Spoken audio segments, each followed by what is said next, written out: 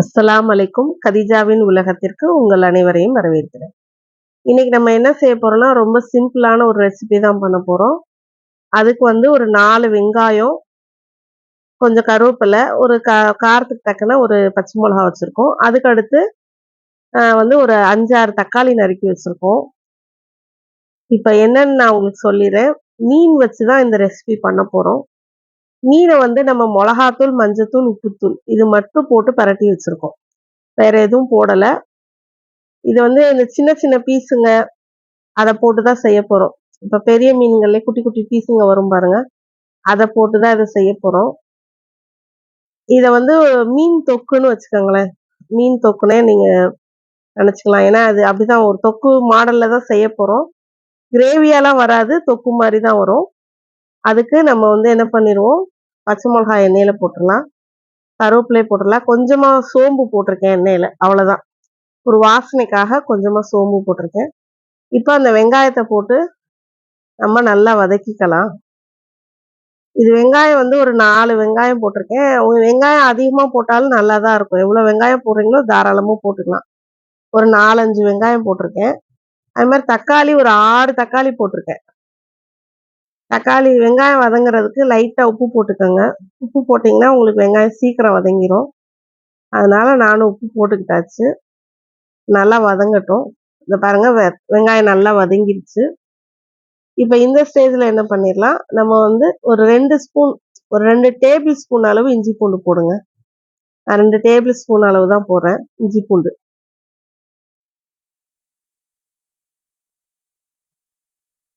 அத நல்லா வதக்கி குடுங்க. நான் ஏன் இதுல மொளகாத்தூளு அந்த மாரி ஐட்டம் எதுவுமே சேர்க்கல அப்படின்னா, ஏற்கனவே நம்ம மீன்ல மொளகாத்தூள், மஞ்சத்தூள் எல்லாம் போட்டிருக்கோம். அதனால இதுக்கு மொளகாத்தூள் போடாம எனக்கு கொஞ்சம் காரம் கம்மியா தான் நாங்க சாப்பிடுவோம். அதனால வாசனைக்காக பச்சை மிளகாய் ஒண்ணே 1 போட்டிருக்கேன். உங்களுக்கு தேவைப்பட்டுச்சுன்னா, உங்களுக்கு காரத்துக்கு தக்கன நீங்க 4, 5 பச்சை மிளகா கூட போட்டுக்கலாம். இப்ப அந்த தக்காளியும் போட்டு வதக்கிருவோம். இந்த இஞ்சி பூண்டு கொஞ்சம் பச்சை வாசனை போக வதங்கிருச்சு. இப்ப என்ன செய்யலாம், அந்த தக்காளிய போட்டு நல்லா வதக்கலாம்.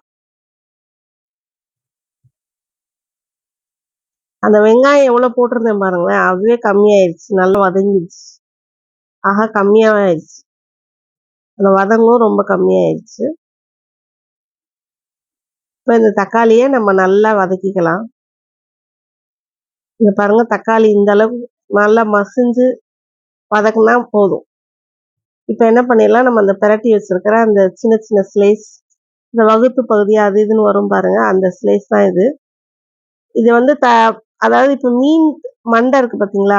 பெரிய மீன் மண்டை. அதுல கூட நம்ம இந்த மாரி செய்யலாம். ரொம்ப நல்லா இருக்கும். டேஸ்ட்டா இருக்கும்.